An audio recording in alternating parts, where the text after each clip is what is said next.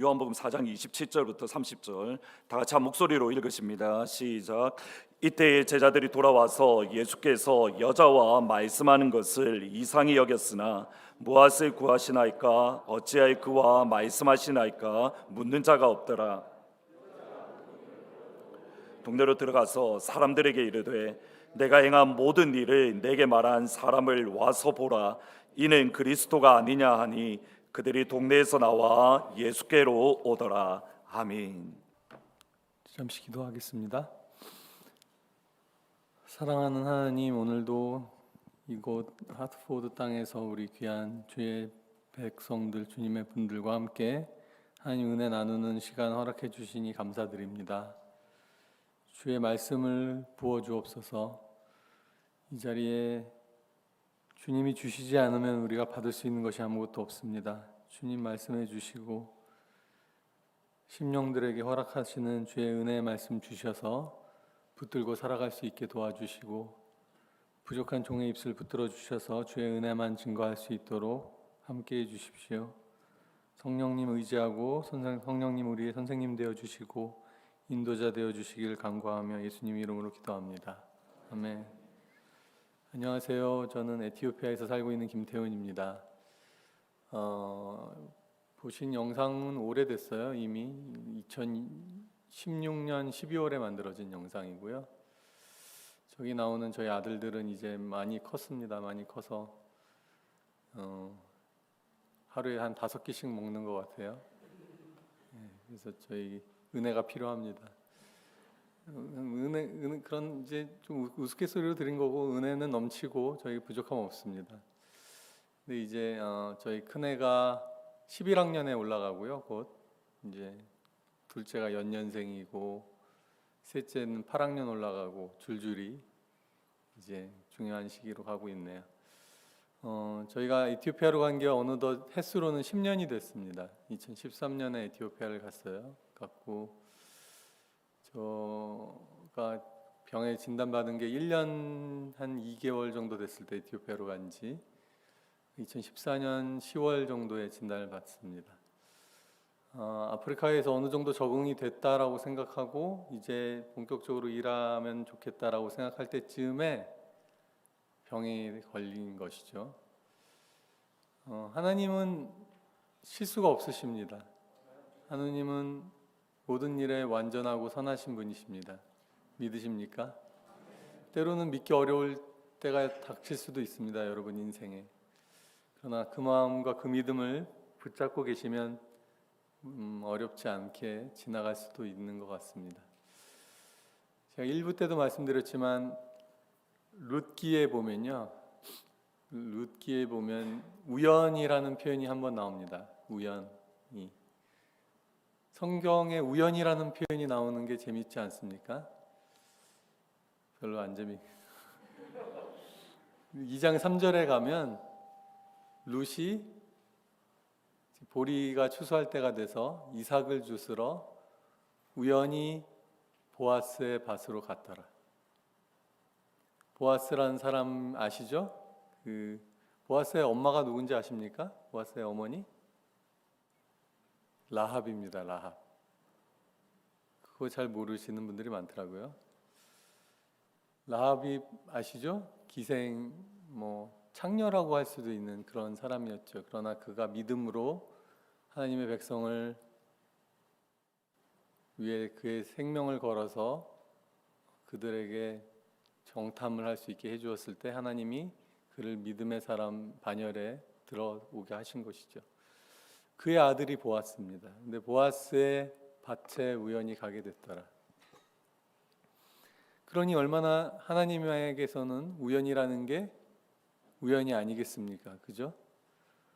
그 4절에 2장 4절에 뭐라고 말씀이 또 나오냐면요.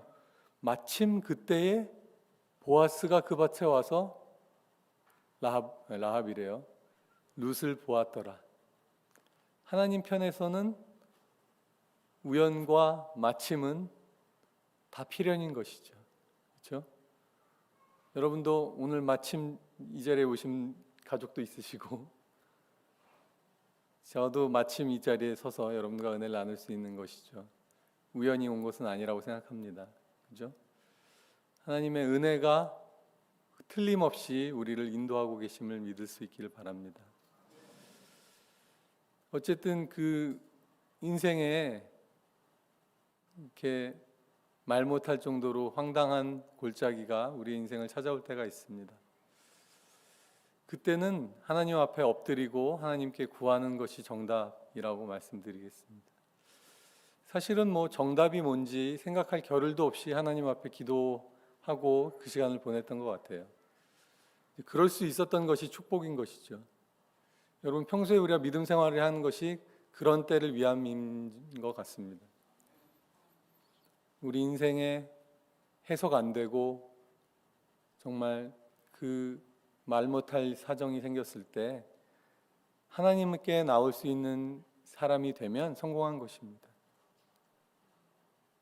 아멘. 예. 그게 예배자입니다. 예배자. 오늘 저희가 찬양도 했지만 결국 싸움은 주도권의 싸움입니다, 여러분. 어떤 싸움? 인생의 싸움은 누가 나의 주인인가? 누가 내 생활을, 나의 인생을 주인으로 이끌고 있는가? 하나님은 항상 전부를 요구하십니다. 하나님이 폭군이고 나쁘신 분이라서 전부를 요구하시는 것이 아니라요, 하나님은 우리를 너무 사랑하시기 때문에 그렇습니다. 자, 어떤 남자나 여자가 서로 교제할 때 남자의 마음에 전부를 요구하지 않는 여자가 있다면 별로 많이 사랑하지 않는 것이라고 할 수 있겠죠. 다들 알고 계시죠? 저만 알고 있는 거 아니죠? 남자가 여자를 사랑하는데, 나 너 사랑하는데 다른 남자 만나도 돼. 가끔 나도 만나주고 다른 남자하고도 얼마든지 교제해. 쿨한 남자입니까? 이상한 남자입니까? 이상한 남자죠. 그죠? 하나님 우리의 마음에 전부를 요구하세요. 왜냐하면 하나님 우리를 그렇게 사랑하시니까.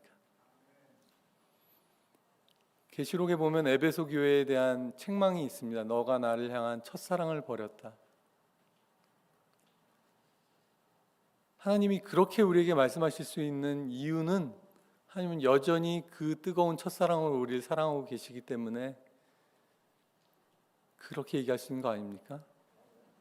자기야, 넌 나에 대한 첫사랑을 버린 거야 라고 얘기하려면 여전한 사랑으로 사랑하지 않고 그렇게 말할 수 없는 거죠. 그죠? 하나님은 여전히 우리를 사랑하고 계시고 여전히 우리를 향해 전부를 요구하세요. 그 사랑을 드릴 수 있다면 하나님이 쓰시는 사람으로 될 수 있는 것입니다. 우리가 어떤 자리에 서 있던지와 상관없이. 오늘 요한복음 4장에서 보면 예수님이 한 여인을 만나시는 장면이죠. 너무나 잘 아시는 스토리.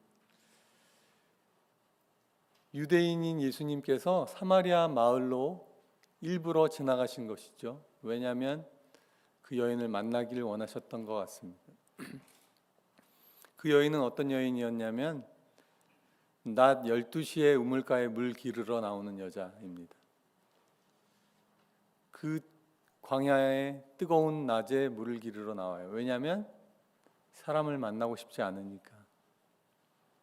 사람 만나서 내 인생을 이야기하고 하고 싶지 않은 거죠.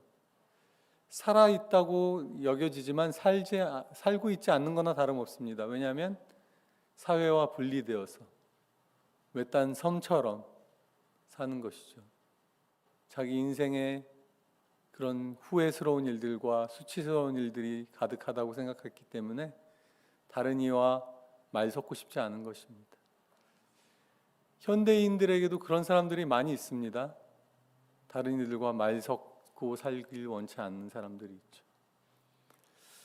여러분, 제가 의사라서 한 가지 말씀드리면 살아있는 세포가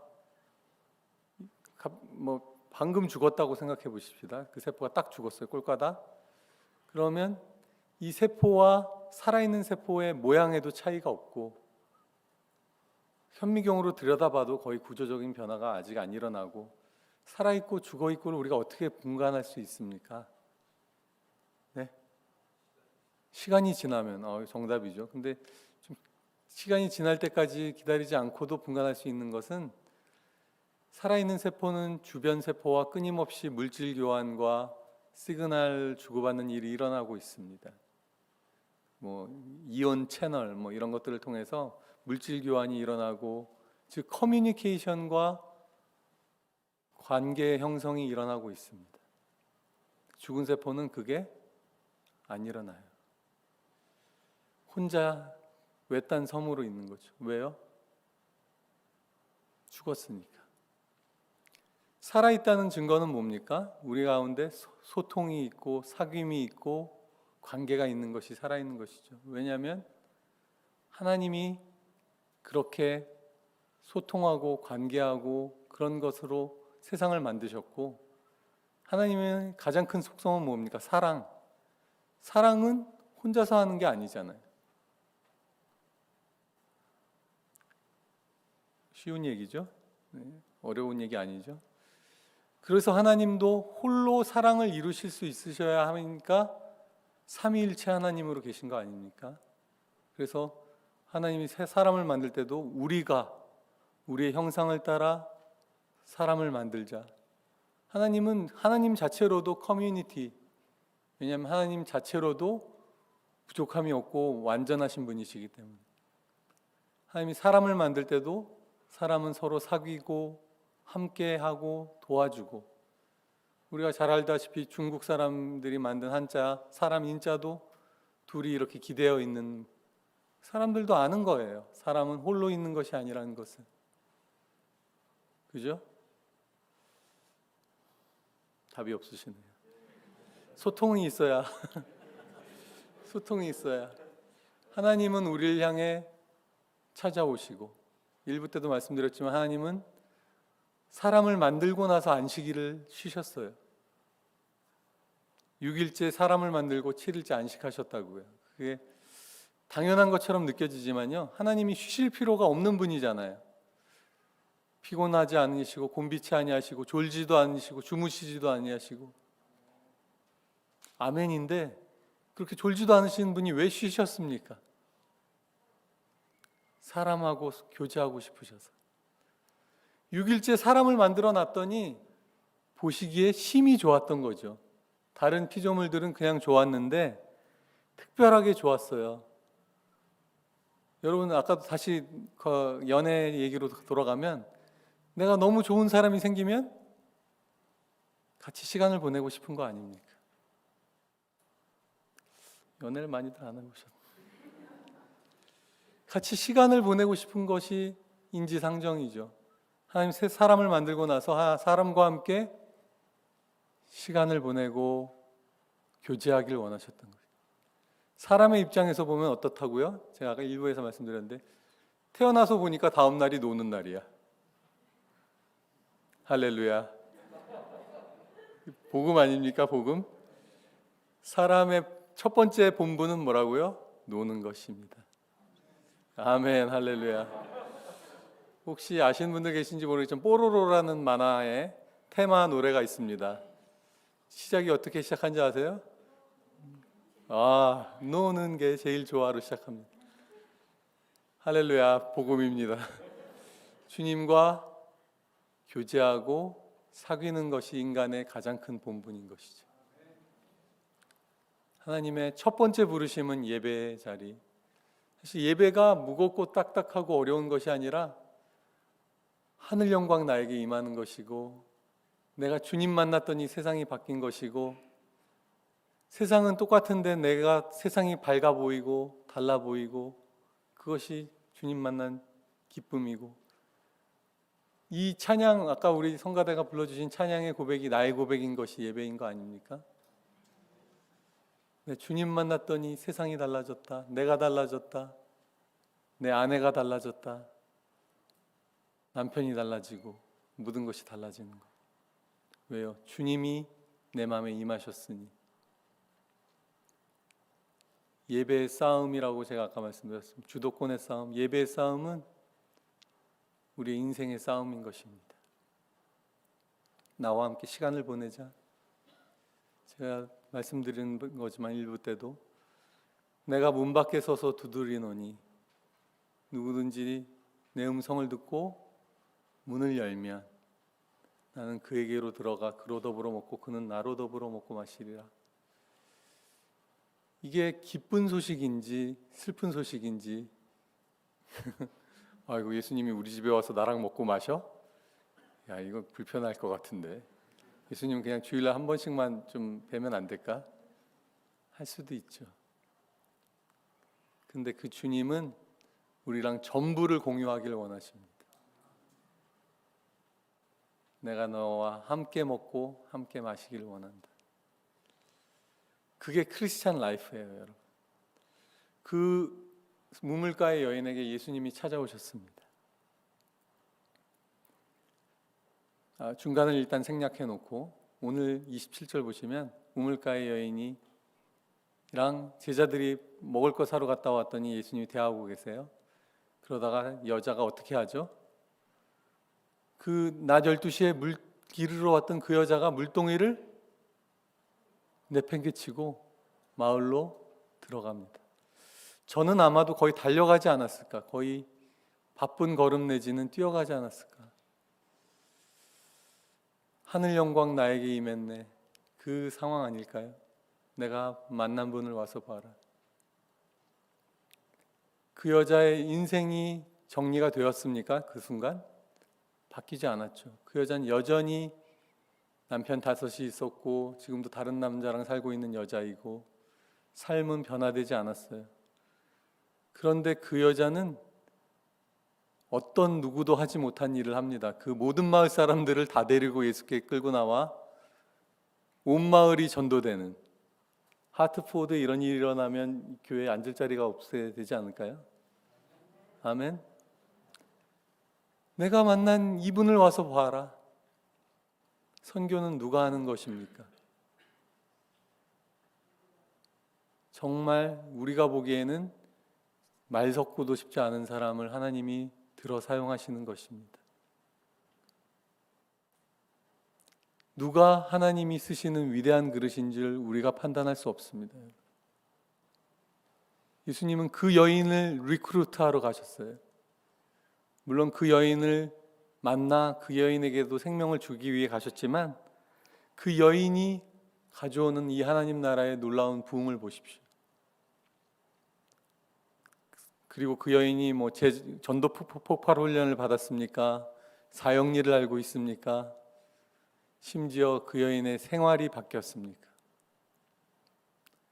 누구도 예상치 못했고 누구도 기대하지 않았던 그 여인을 통해서 그 사마리아 지역에 놀라운 부흥이 일어나고 있습니다. 예수님 나중에 뭐라고 말씀하시는지 아십니까? 제자들이 먹을 것을 가졌더니 나는 너희가 알지 못하는 양식이 있다. 그러시죠? 그랬더니 제자들이 아니 음식을 꿈쳐놓고 계셨나? 딴 주머니를 차고 계셨나? 내가 아버지의 기뻐하는 것을 항행하는 것이 나의 양식이다. 예수님 얼마나 기쁘셨을까요? 그 여인이 마을에 들어가서 온 마을 사람들을 끌고 나오는 그 장면을 생각해 보십시오. 그 여인은 잃어버렸던 자고 사람들이 손가락질하고 버려진 인생이었고 어쩌면 그 여인도 자신도 자신의 인생이 회복될 수 있을 거라고 기대하지 않고 살았을지 모릅니다. 어둠 속에 갇힌 채로 살았던 사람에게 하늘의 빛이 임한 것이죠. 예수님이 찾아와서 하신 첫 번째 말이 뭐냐면 나에게 물을 좀 주시오. 내가 당신을 도와주겠소. 당신을 어려움에서 건져내 주겠소가 아니라 나에게 물을 좀 주시오. 선교지에 가서 저희가 많은 일을 도와주고 막 이렇게 한 것처럼 보이지만 실제는 가서 보니까 도와달라고 해야 되더라고요. 아프리카에서 살라고 보니까 현지에 대해서 모르는 저희가 도움을 받아야만 살겠더라고요. 이런 분이 있습니다. 현지인들은 다 속이고 거짓말하고 그러기 때문에 난 현지인의 도움을 안 받고 살겠어 하는 분이 계세요. 그처럼 어리석은 자가 없죠. 현지인들에게는 너무나 쉬운 사실조차도 저희는 모르잖아요. 거기서 자라고 태어나지 않았으니까. 겸손하게 도움을 요청하는 것이 사람들의 마음을 여는데도 출발점이더라고요. 그죠? 친구가 되는 출발점입니다. 친구가 되는 출발점. 날 좀 도와주세요. 저 좀 도와주세요. 내가 연약해지는 것, 낮아지는 것이 시작입니다.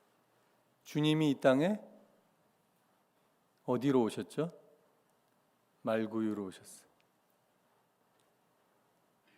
마태복음 2장에 보면 이스라엘의 왕으로 태어나신 자가 어디 있느냐? 사람들이 이스라엘의 왕이 태어날 것을 예지하고 그 왕을 찾으러 옵니다. 왕이 어디에 있을까? 궁전에 있을까? 찾아. 예수님은 지극히 낮은 곳으로 오셨죠. 왕이신 예수님께서. 우리도 낮아짐의 자리로 가야만 하나님의 역사하심에 동참할 수 있습니다.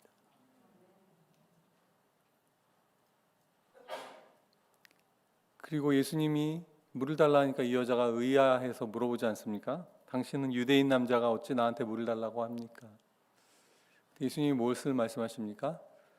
만일 당신이 하나님의 선물과 당신에게 물을 달라고 하는 사람이 누구인 줄 알았더라면 당신이 구하였을 것이고 그가 당신에게 그걸 주었을 것이다. 믿음은 하나님이 누구신지를 알고 또 하나님이 우리에게 상 주시는 자라는 것을 믿는 것이 믿음입니다. 히브리서 11장 6절에 믿음이 없이는 하나님을 기쁘게 할 수 없나니 기쁘시게 하지 못하나니 It is impossible to please God without faith. 하나님께 나아가는 자들은 반드시 그가 계신 것과 그가 자기를 찾는 자들에게 상 주시는 이심을 믿어야 할지니라. 두 가지를 믿어야 돼요. 하나님이 계신 것과 자기를 찾는 자들에게 상 주시는 임. 만일 너가 하나님의 선물과 너에게 물을 좀 달라고 하는 이가 누구인 줄 알았더라면 너가 구하였을 것이고 그가 주었을 것이다. 여러분, 하나님이 누구이신 줄을 아는 것과 그래서 그에게 구하고 찾는 것이 믿음입니다. 그랬더니 이 여자가 예배에 대해서 물어봅니다. 예배에 대해서. 참 놀랍죠. 이 여자는 굉장히 세속적일 것 같잖아요. 남자도 관계도 복잡했고 지금도 하나님을 섬기는 건지 아닌지도 모를 정도로 그런 여자인데 예수님에게 예배에 대해서 물어봅니다. 사람들을 함부로 판단하지 말아야 됩니다. 사람들은 이 사람은 영적이지 않은 사람일 거야. 영적인 생각 외로 우리가 보기에 영적인 관심이 있을 것 같은 사람들은 깊은 대화를 나눠보면 프리미어 축구리그 손흥민이 어떻고 이런 얘기를 하게 되고요. 정말 세속적일 것 같은 사람하고 얘기를 하는데 그 사람이 갑자기 신앙의 얘기를 꺼낼 때가 나옵니다. 하나님이 이끄시는 사람을 만나야 되더라고요. 그 여인은 예배에 대한 궁금증이 있었어요. 아니, 이 산에서 예배 드려야 된다고 우리 사람들은 그러고 당신들은 예루살렘에서 예배 드려야 된다고. 이게 하나님은 어떻게 예배하는 게 맞습니까? 이 산도 아니고 저 산도 아니고 장소의 문제가 아니다. 하나님은 영이시고 영으로 예배해야 되고 진실함으로 예배해야 한다. 아버지께서 이렇게 예배하는 사람들을 찾는다. 여러분, 장소의 문제도 아니고 돈의 문제나 조건의 문제가 아니라 결국은 뭐죠? 우리 마음의 문제이고 영혼의 문제가 예배입니다. 여러분의 전부를 관심이 있어 하시는 하나님은 그 전부 중에 어떤 것을 원하시냐면 여러분의 전 마음을 원하십니다. 전심.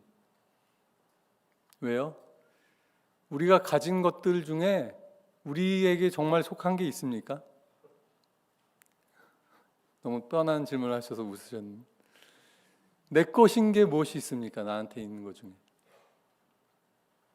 그리고 내가 죽은 이후에도 들고 갈 수 있는 게 뭐가 있습니까? 하나님이 주시지 않은 것이 뭐가 있습니까? 정말 우리라는 아이덴티티, 나라는 정체성에서 나에게 속한 것은 우리의 마음밖에 없는 것이죠. 그러니 무릇 지킬 만한 것보다 더욱 내 마음을 지키라. 생명의 근원이 이에서 남이니라. 잠언 말씀이죠. 4장 23절. 아까 말씀 위에 굳게 서자는 찬양 불렀잖아요. 제가 지금 다 말씀으로 여러분들에게 나누고 있습니다. 여러분, 아까 말씀에 검을 들고 막 찬양했잖아요. 제가 지금 말씀으로 검수를 보여드리고 있는 거예요. 그 스타워즈 영화를 전 좋아하는데 제다이들이 칼로 그 광선검으로 공격만 합니까? 막 방어도 다 해요. 칼로. 검을 잘 쓰면 공격도 하고 방어도 하고 뭐 검으로 다 하는 것입니다. 하나님 말씀을 가지시면 찌르고 쪼개고 다 하는 것이죠. 하나님의 말씀은 살아있고 운동력이 있어서 좌우의 날선 그 어떤 것보다 예리하여 혼과 영과 및 골수와 관절을 쪼개기까지 하며 만물을 상관하신 자 앞에 우리가 벌거벗은 것처럼 드러난다. 저랑 성경 공부를 같이, 제가 온라인 줌으로 성경 공부를 하고 있거든요. 미주에 계신 분들하고. 성경 공부하는 중에 혈액종양내과 교수님이 있어요. 이분은 골수 검사를 매일 하는 분이에요. 골수 검사, 본메로우 검사를. 이 히브리서 4장 12절 말씀은 자기는 잊을 수가 없다. 골수를 찔러 쪼개는 하나님의 말씀. 내가 골수 검사를 할 때마다 하나님의 말씀의 능력을 기억한다.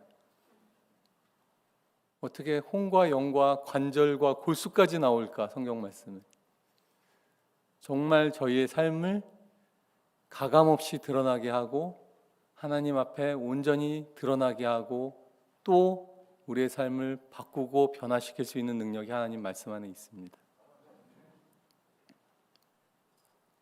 여러분, 그 여인이 자신의 과거도 얘기해 주는 예수님 앞에서 그가 메시아임을 깨닫고 자신의 삶을 주님께 던집니다.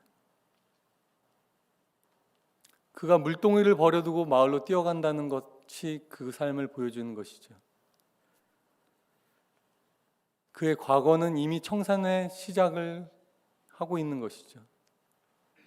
나는 더 이상 숨어 살지 않을 거야. 나는 나의 수치와 과거의 치욕이 더 이상 내게 중요하지 않아. 왜냐하면 내가 만난 이분이 우리가 찾고 기다리던 바로 하나님의 구원자 메시아이시니까. 예수님이 나의 인생의 주인이 되신 사람은 이렇게 사는 것입니다. 천국은 마치 밭에 감추인 보화와 같으니 사람이 이를 발견한 후 어떻게 했죠? 자기 소유를 다 팔았습니다. 근데 거기 한 표현이 더 있습니다. 뭐죠? 기쁨으로 자기 소유를 다 팔았어요. 아, 이게 중요하고 하나님의 일이니까 내가 비장한 마음으로 내 소유를 다 팔아야지. 아니에요. 밭에 그 감추인 보화를 본 사람은, 그 가치를 아는 사람은 계산이 다 나오는 것입니다. 내 소유를 다 팔아도 이 가치에는 비할 바가 아니구나. 아마 아내가 뜯어 말렸을지도 몰라요. 아니, 이 남자가 미쳤나 갑자기. 여자이셨을 수도 있죠, 그분이. 그죠? 그럼 남편이 뜯어 말렸겠죠. 그러나 짐 엘리엇이라는 분도 있었습니다. 예전에 아마존에서 선교하시다가 돌아가신 분. 전능자의 그늘이라는 책을 쓴 분인데 그분이 했던 유명한 말이 있잖아요. 영원한 것을 위하여서 영원하지 않은 것을 버리는 자는 결코 바보가 아니다. 그 아마존에서 식인 부족에게 복음을 전하다가 변사체로 발견됩니다. 그의 아내가 다시 가서 그들에게 복음을 전합니다. 엘리자베스 엘리엇. 나중에 선교대회 때 그 식인 부족의 지도자 같은 사람이 나와서 간증하죠. 그 마을 전체가 복음을 믿게 되고 내가 그 자리에 있었다. 짐 엘리엇을 죽이는 자리에 있었다. 하나님의 복음은 가치로 우리에게 왔죠. 어떤 가치입니까? 말할 수 없는 가치, 무엇과도 바꿀 수 없는 가치. 하나님이 사랑하시는 하나뿐인 아들을 주시는 가치로 우리에게 왔습니다. 예배라는 말이 뭡니까? worship, worship이죠. 가치를 증명하는 것이 예배입니다, 여러분. 성경에 어디에 처음으로 예배라는 표현이 나온 줄 아세요? 창세기 22장에 처음으로 예배가 나옵니다. 찾아볼까요? 한번 창세기 22장을 볼까요?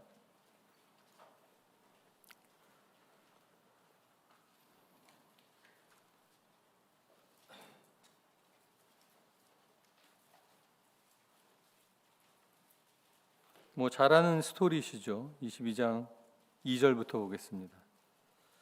하나님이 말씀하셨다. 저는 표준 세번역을 하고 읽는데 그냥 비교하면서 보시면 될 것 같습니다. 너의 아들, 내가 사랑하는 외아들 이삭을 데리고 모리아 땅으로 가거라. 내가 너에게 일러주는 산에서 그를 번제물로 바쳐라. 하나님이 이렇게 말씀하십니다. 너의 아들, 내가 사랑하는 외아들 이삭을 나에게 바쳐라. 내가 알고 있어. 너에게 있는 하나뿐인 아들이야. 너가 사랑하는 너의 독자야. 그 이삭을 나에게 번제물로 바쳐라. 전부를 요구하십니다. 어쩌면 전부보다 더한 것을 요구하시는 것처럼 보입니다. 3절에 아브라함이 밤새 고민하더라.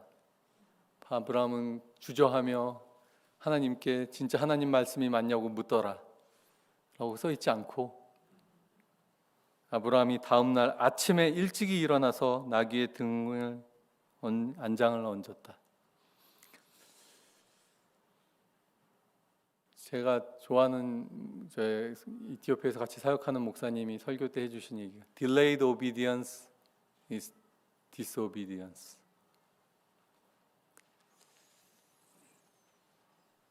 불순종과 같습니다.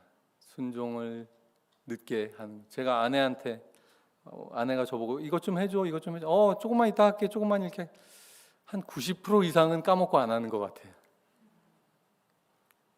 저만 그런가요?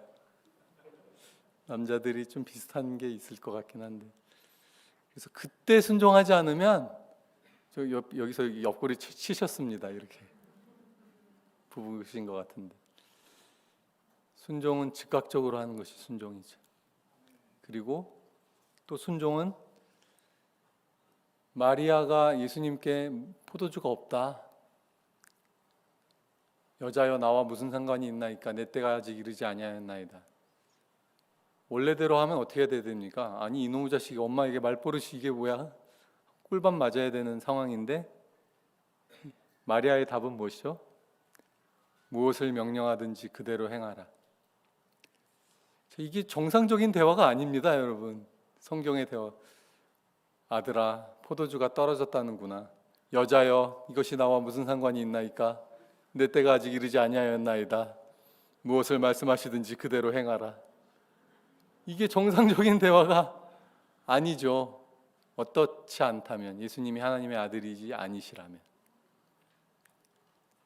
예수님이 마리아를 대하는 것도 그렇고 마리아가 예수님을 대하는 것도 그렇고 예수님이 마리아의 아들이 아니라 하나님의 아들이라는 전제 속에서 대화가 이루어지는 것이죠. 무엇을 말씀하시든지 그대로 행하라. 이것이 믿음이고 이것이 순종입니다. 그 믿음 때문에 예수님의 때가 그 순간으로 옮겨진 것입니다. 하나님의 역사하시는 때는 정해져 있고 픽스되어 있지 않습니다.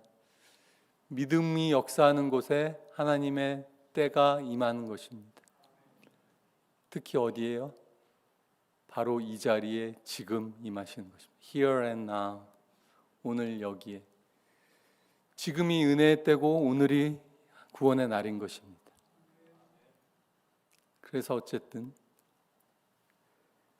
4절을 보십시오. 22장 4절 5절을 보겠습니다. 22장 5절 아까 그 창세기 22장 5절 그는 자기 종들에게 말하였다.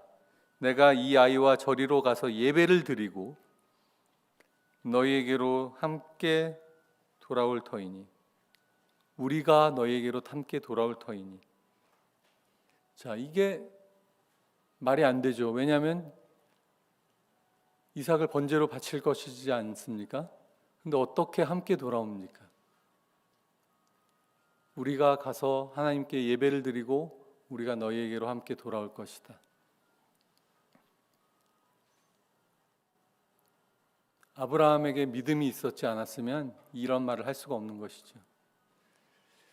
그리고 예배라는 것의 첫 번째 표현이 나오는 장면이 뭐라고요? 너는 너의 사랑하는 아들 내 아들 독자를 내게 번제물로 바쳐라. 제가 말씀해 드렸죠. 하나님 우리에게 전부를 요구하시는데 왜요? 그런 사랑으로 우리를 사랑하시니까. 하나님이 아브라함에게 너의 아들 독자를 내게 바치라고 얘기하시는 이유는 뭡니까? 나도 너희에게 내 아들을 주었어.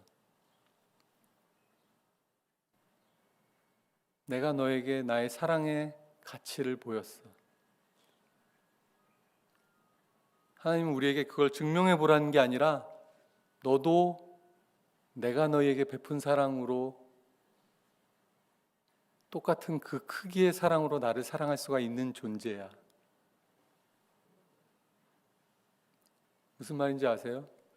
하나님은 우리가 하나님의 경지에 이르기까지 사랑할 수 있는 존재가 되기를 원하십니다. 그것을 의무로 요구하시는 것이 아니라 하나님 우리가 어린아이와 같이 낮은 자리에 계속 머무르는 것이 아니라 장성하여 어디까지 장성하여? 그리스도의 장성한 분량에 이르기까지 자라길 원하시는 것이죠. 베드로서의 표현에 의하면 신의 성품에 참여하는 자로 저희를 부르시는 것입니다.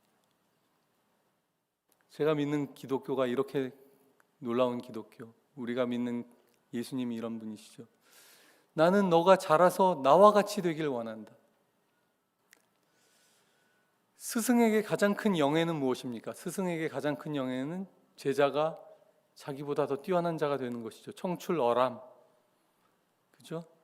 하나님이 우리에게 요구하시고 원하시는 바는 우리가 하나님과 같이 사랑과 긍휼과 은혜의 사람들이 되길 원하시는 것이죠. 어디서부터 출발해서요? 우물가의 여인과 같은 우리의 깨어진 자리에서부터 출발해서요. 그렇게 우리를 부르시는 하나님이십니다. 마지막 한 구절을 나누고 기도하겠습니다. 예레미야 18장입니다.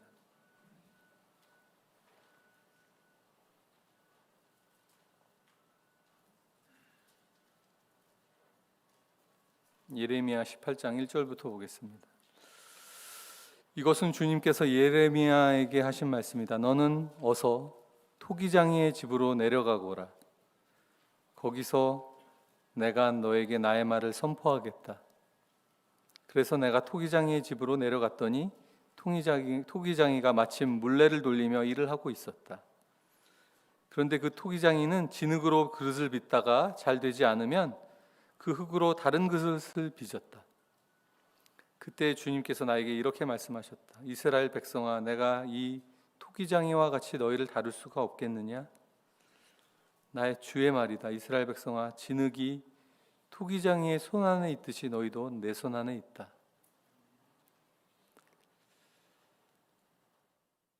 물레로 이렇게 돌리다가 빚고 있다가 실수하거나 잘못하면 어떻게 하죠? 그냥 다시 이렇게 해가지고 다시 빚고, 그거를 가서 보여주시고는 말씀하십니다. 너희가 내 손 안에 있어. 내가 너희를 빚을 수 있지 않겠니? 내가 원하는 그릇으로 너를 빚을 수가 왜 없겠니 나는. 토기장이도 그렇게 하는데. 여러분, 우리가 하나님 손에 들려있는 그릇인 것을 잊지 않으시기 바랍니다. 마치 우리가 주인같이 행세할 때가 있어요. 그러나 주님이 토기장이 나는 그릇, 주님이 우리를 빚어가시고 설사 깨어지다 할지라도 주님이 우리를 다시 빚으시고 주님의 뜻대로 빚으시고 주님이 쓰시는 그릇으로 빚으시는 것입니다. 중요한 것은 뭐죠? 우리가 주님 손에 들려 있는 것이 중요한 것이죠. 그분은 선한 토기장이시고 실수가 없으신 토기장이라서 우리를 주님의 선한 계획에 따라 빚어가십니다. 그분의 선한 손에 우리의 인생을 맡겨드리는 저와 여러분 됐으면 좋겠습니다. 믿고 신뢰하시고 주님 따라 삶을 살다 보면 주님의 영광이 우리의 깨어진 것을 통해서 드러날 날이 오는 것입니다. 같이 기도하겠습니다. 여러분, 중요한 싸움은 전부를 드리느냐 아니냐라고 제가 말씀드렸습니다. 다른 사람과 비교할 필요도 없고 그 크기도 중요하지 않고 얼마나 뭐가 담겼느냐 뭐 이런 것 다 중요치 않고요. 주님 물으십니다. 이것이 전부냐 너의 일부냐. 근데 사실은 주님께 우리가 전부를 드렸으면 마치 망할 것 같이 생각되어지기도 합니다. 내가 남는 게 없잖아요, 주님. 제가 한 번은 주님께서 내가 너를 들어 써서 사람들에게 나의 역사를 나타내고 사람들 축복하고 그럴 거야. 그때 제가 주님께 드린 질문이 있습니다. 주님, 그러면 저는 어떻게 되죠? 저는 누가 돌보죠? 저에게는 뭐가 남죠? 주님께 다 드리고 나면 저는 어떻게 되죠? 주님의 답이 무엇이었냐면요, 너는 내 것이야. You are mine. 너는 내 것이야. 여러분, 걱정하시지 마십시오. 우리는 주께 속한 것입니다. 주님이 우리에게 속하시고 말씀하십니다. 나는 너의 것이고 너는 나의 것이고. 그 주님 앞에 나갈 수 있기 원하고 여러분, 마음을 드릴 수 있기 원합니다. 마음을 드린다는 것은 삶 전체가 드려지는 것입니다. 같이 한번 기도하겠습니다. 주님, 우리를 전부를 들여 사랑해 주시는 주님, 아니면 전부보다 더한 아들을 주시는 사랑으로 우리를 사랑하신 주님,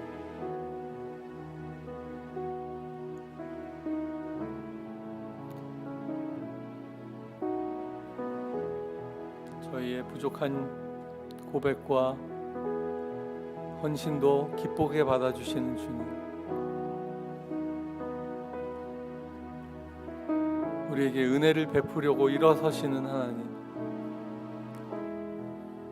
성전 문에서 우리를 기다리시는 주님, 이 시간 함께 기도하는 우리 성도님들 한 분 한 분에게 찾아가 주시고 주님 얼마나 우리를 사랑하시는지 알려주시고 내가 너를 변함없는 첫사랑으로 사랑하고 나의 전부를 들여 사랑하고 내가 너를 창조하고 나서 너와 교제하기를 원했고 너와 함께 먹고 마시기를 기뻐한다고 말씀해 주시고 그 자리로 초청하여 주시고 그래서 하늘 영광이 우리에게 임하여 우리도 변하여 새 사람 되게 하여 주시고 그 사랑에 감격하여 평생을 주께 드리는 사람들 되도록 은혜해 주시옵소서. 예수님 이름으로 기도합니다.